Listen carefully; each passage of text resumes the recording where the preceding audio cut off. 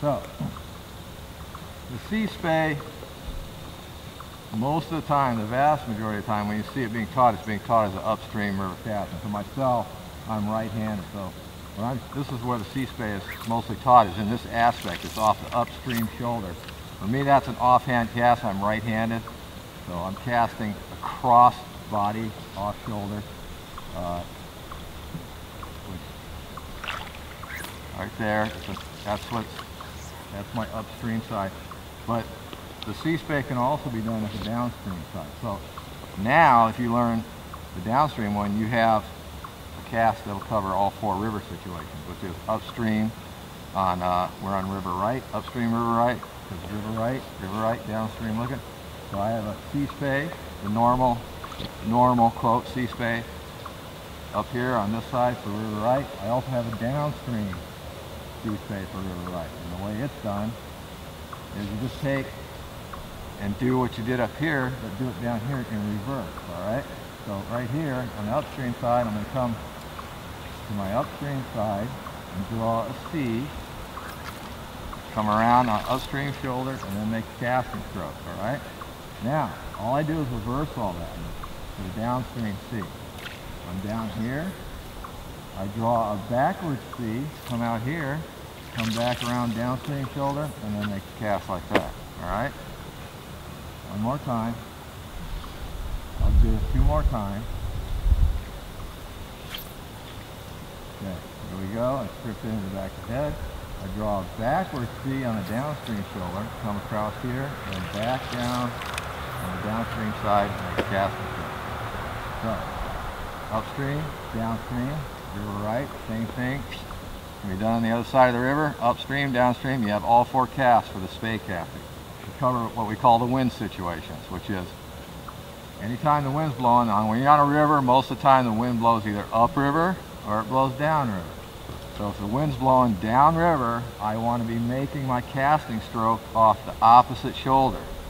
That way the wind is blowing the fly away from me all the time, all right? If the wind's blowing upstream, then I'm going to want to make my casting stroke off this shoulder, because then the wind will always be pushing the fly away from me, all right? So that's how you think of it. The easiest way to think of it is I need the wind to blow the fly away from me. Whichever shoulder is away from you, that's the shoulder you need to be casting off, all right? So let's say we have a downstream wind. I'm going to be casting off my downstream shoulder. It could be the downstream sea spey. See that? It all correlates, right? There we go.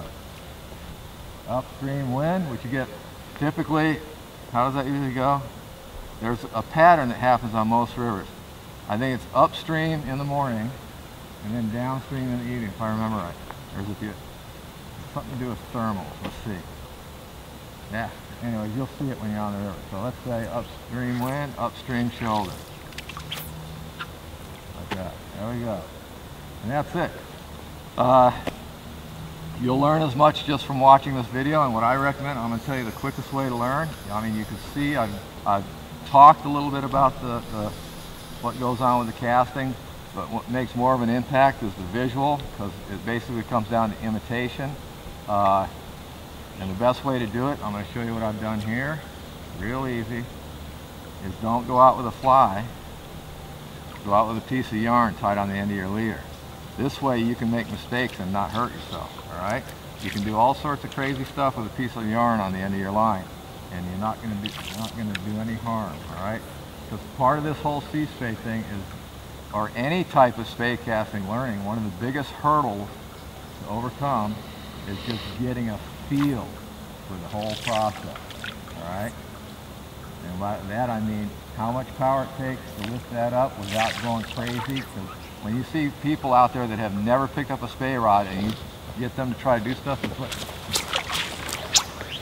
all right? They want to overpower and overspeed everything. It doesn't take much.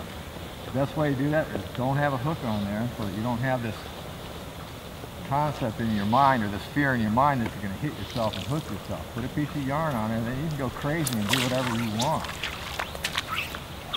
Whatever it takes to get a feel for what this line, the feel comes literally from the pickup. feeling this, feeling how smooth that is. Then right here, feeling how much speed and power it takes to make that sweep, all right? So, and then you don't have to go crazy on the whole forward stroke thing. I really didn't talk much about that because the forward stroke is not that much different than a single hand overhead casting stroke, right? Up, forward, up. Yeah, see how I hit myself with the yarn? Good thing there's yarn on there. I would have got my ear. All right, now watch.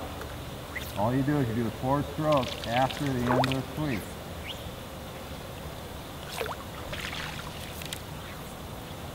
Like that. And I'll just give a little tip here that I see when I'm instructing most people. What happens is, because on the sweep, the rod is rising the whole time, most people end up, because they're concentrating on making this slight rise, they end up casting down into the water, all right? That's just the natural thing to do, because in this sweep motion right here, you're bringing the rod up, most people want to cast down. All you got to do is when you come forward, look up.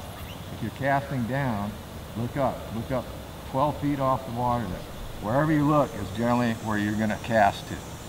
Instead of trying to think of things, just say, okay, I need to cast towards those trees. That limb is about 10 feet above the water. All right?